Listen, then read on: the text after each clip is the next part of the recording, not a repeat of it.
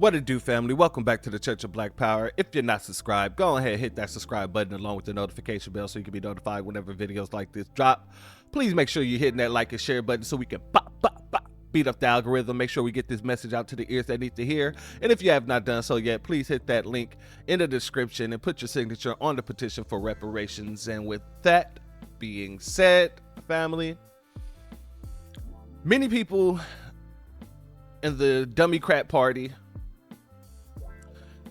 and in the lamestream media are trying to convince Black Americans that immigration is a good thing. They're trying to convince us that we should be on board with immigration because we are a nation of immigrants. No. We're not a nation of immigrants. We're a nation of murderers, thieves, and the enslaved. And now, as of recent decades, opportunist. And it's always been opportunist here. But when I say opportunist, I mean opportunists of other races other than white, other than Anglo-Saxon. So you have your Red Dot Indians, your Mexicans, Hispanics, whatever you want to call them, your Haitians, Puerto Ricans, Chinese, Japanese, all have come here to eat off the plate of the Black American, the descendant of the American slave.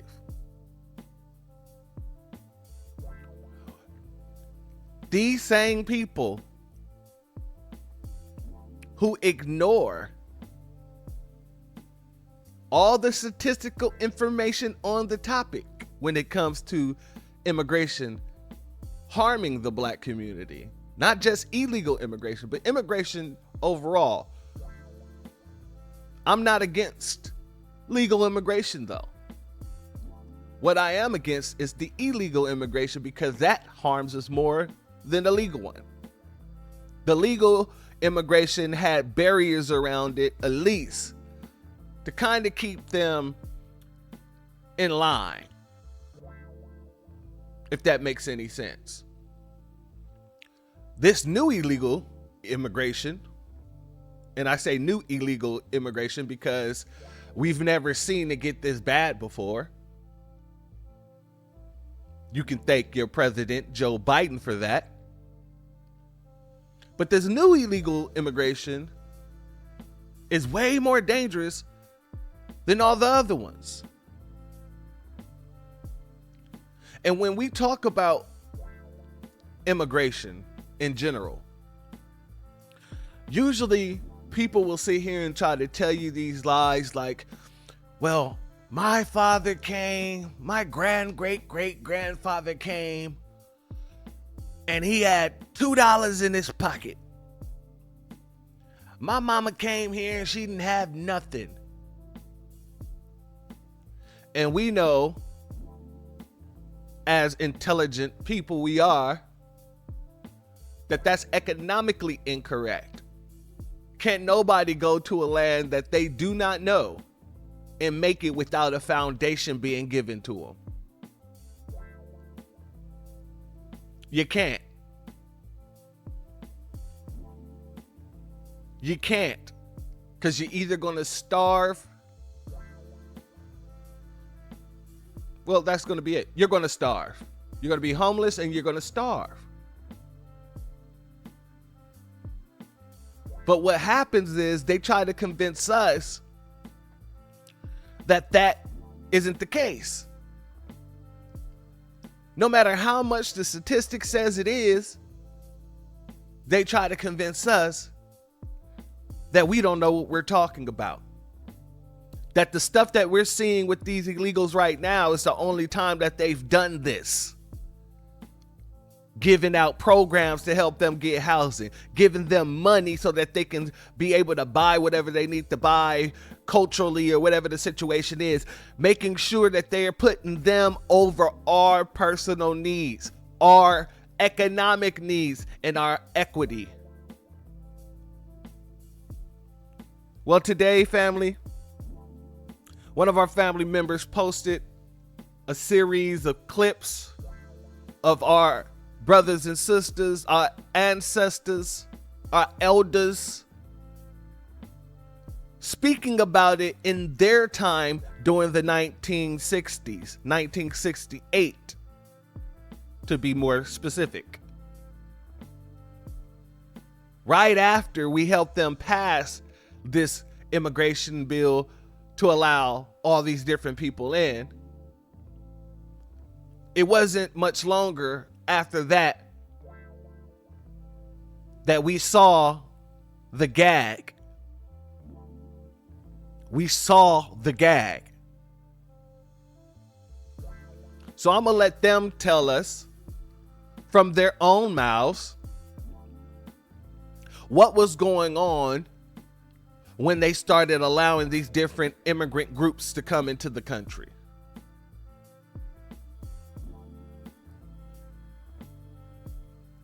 Miamians view the sudden in-migration of Cubans with bitter irony. Black Miamians watched as Cuban exiles were given assistance, aid, and money that native-born black Americans never received. Some blacks began to feel that the Cuban migration and the federal government's attention to Cuban needs blunted demands that blacks were making during the 1960s civil rights struggle. Boom. They were given aid, funding, and everything else to the Cubans when they came in. And it just literally said how it thwarted what we were demanding, the same way we're demanding things now. The same way we're demanding things now. And in the caption it says, is this 1968 or 2024? Because there's no difference. They're using the same playbook.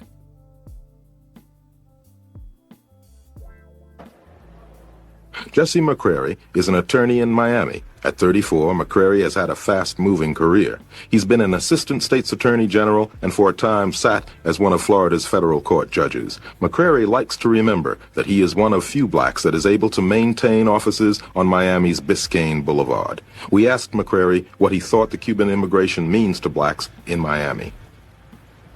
Well, one, Tony, it means that economically, when you look at what the Cubans have done in terms of their economics versus what blacks have done, it means that we are once again at the bottom of the barrel.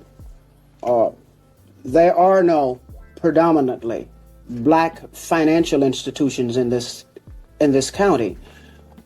Some people would say that, even though there is a bank here with a number of blacks on the board of directors, but when you look at the control of the bank, where the major portion of the stock is held, it's held by white Miamians.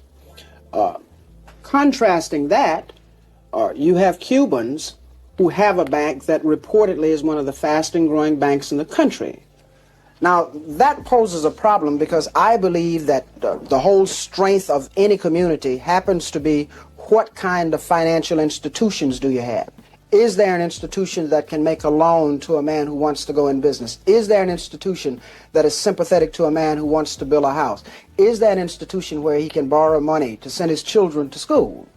Now, if you don't have those kinds of institutions, then certainly when other people have them, that is white Miami, Cuban Miami, and then black Miami does not have it, it certainly puts them in a pretty poor position, I think.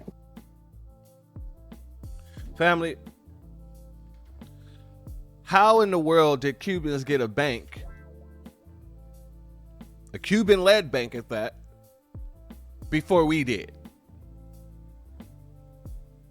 See, when we say this is a systematic situation. This is what we mean. When Dr. Claude Anderson was talking about this is what he meant.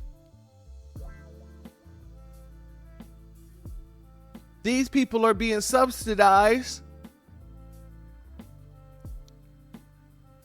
and given resources that they actually controlled. But when it came to us, no, we can't do that. It's illegal. Well, how the hell a group of people who just got in the country was able to build a financial institution in the country that they just got to?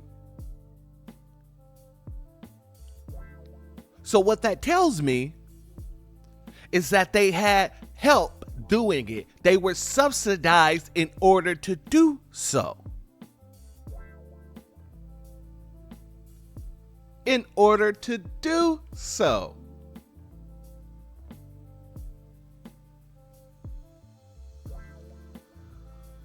Let's hit this next clip. In Miami, it's been even harder for blacks who have no skills. The plight of poor blacks in Florida has not changed appreciably in 15 years. The current economic recession has made the workless lives of the black poor even more empty, and in the black communities of South Florida, workers sit in clumps, waiting for something to change. The plight of poor blacks in Florida has not changed appreciably in 15 years. The current economic... Did y'all get that? This is 68. And they're saying that the poor black community has not changed within 15 years.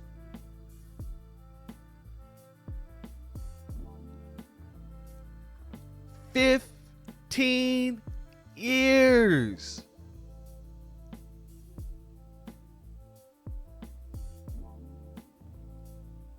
That makes no sense. And here we are, 2024.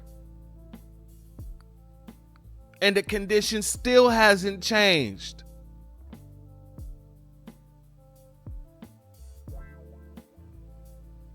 And the condition still hasn't changed. Civil rights is 64, 65.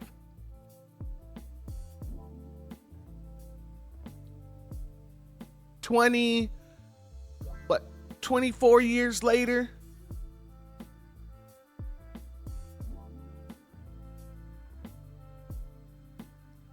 Nothing. Another 26 years, 50 years later, nothing. 60 years later, nothing. Do you see what I'm saying? Still in the same condition. But they want us to put on a cape for a bunch of illegals.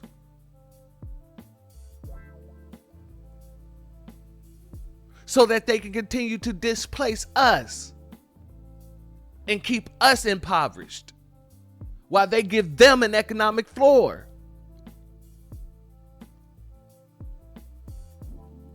Recession has made the workless lives of the black poor even more empty, and in the black communities of South Florida, workers sit in clumps, waiting for something to change. Suppose the prices keep going up, things start getting tighter. Well, if it start getting tighter, we're gonna have to turn with the change. If it get tighter, we're gonna have to tighten up too. And do what? I don't know, what opportunity presents itself, that's what we're gonna have to do. Can't sit out here and starve. Ain't gonna starve with nothing to eat in the street. If somebody here to eat, we gonna eat. Translation, we're gonna persevere. We gonna get it how we get it. And how we need to get it. By any means. We ain't gonna starve. You have to do something else in order to get some money. And in turn, that's what caused a lot of the blacks to be jailed. There's no need in sitting back up under an old tree and just feeling sorry for yourself. Well, what do you do? Oh man. It's like I said, you work a little and you just sit down a little. But you don't let it get you down. A black person, he never did have too much, you know. So the Cuban little that they get, they hold on to it. They like keep it in the family, you know. I mean, a black can't go to a Cuban place and ask for a job. I mean, do you have a job? They'll say no, but when a Cuban come around, they give him work, you know. So none of that Pan-Africanism was going on. No love was being shown to the black Americans whatsoever. No love was being shown to the black Americans whatsoever. The Cubans would not hire us, and they wasn't rocking with us, so it wasn't no Pan-Africanism at all. But yet we're expected to come to everybody with open arms, and everybody's supposed to be coming to us, and we're supposed to open them arms. But it's never reciprocated. It's never been reciprocated.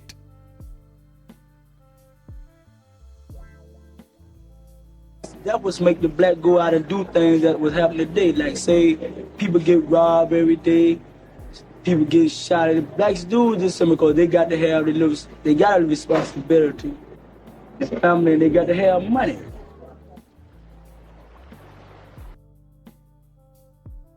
In other words, if a man still defeat his family, is it a sin? If a man still defeat his family, is it a sin? City. During the past 2 years, more than 1,000 Haitians have arrived illegally. Like the Cubans, all have sought political asylum. But most have been put in jail, denied authorization to work, or deported. Some of those who remain receive weekly subsistence funds from the Haitian Refugee Information Center. What? Wait, what? Weekly assistance? I thought you came over here with nothing. No one helped you out. No one did a damn thing for you. I thought you worked hard. I thought you pulled yourself up by your bootstraps. That's not what's being said right here. Like the Cubans, all have sought political asylum. But most have been put in jail, denied authorization to work, or deported. Some of those who remain receive weekly subsistence funds from the Haitian Refugee Information Center, located in the predominantly black northwest section of Miami.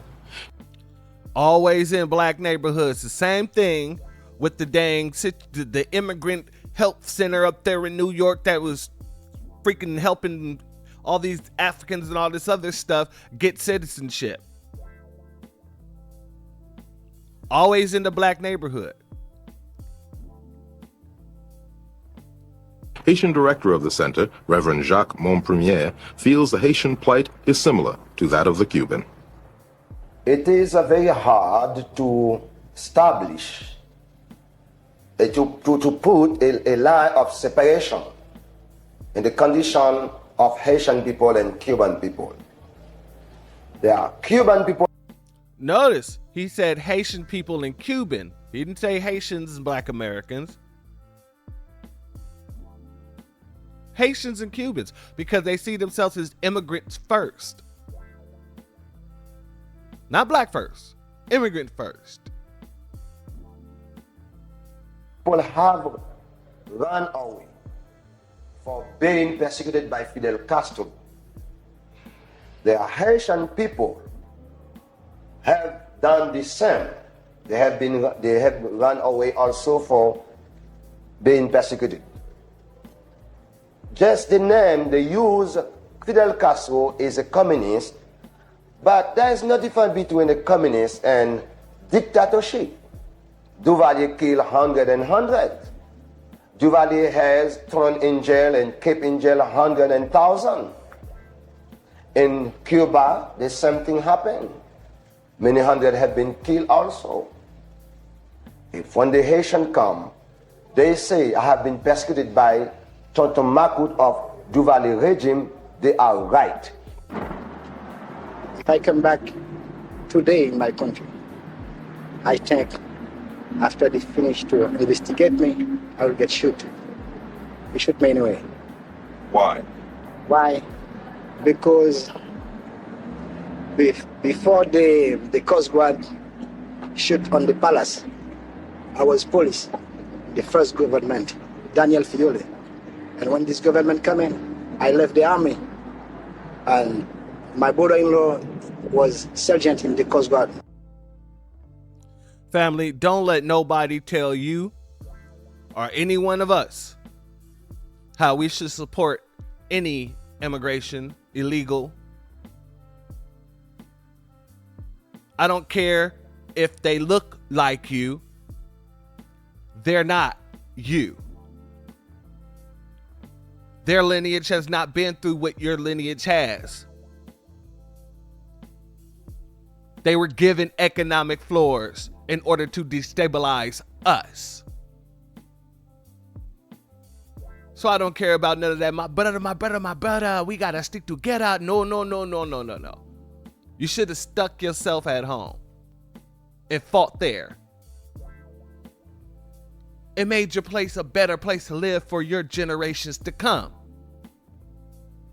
Like we've been doing here, and ever since you guys have come, you've hindered that process.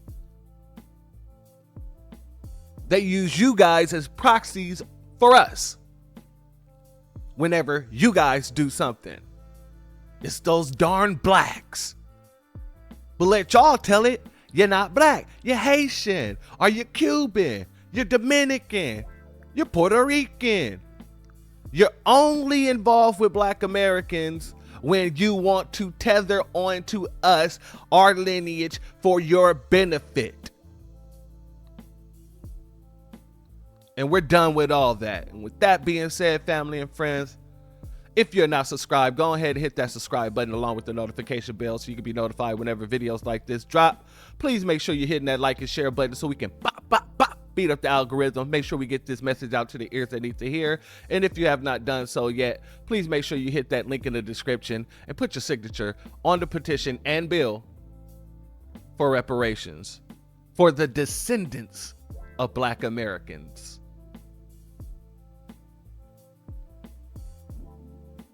For the descendants of the Black American slaves.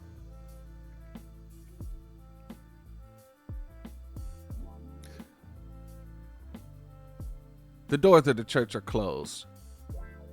Peace, fam.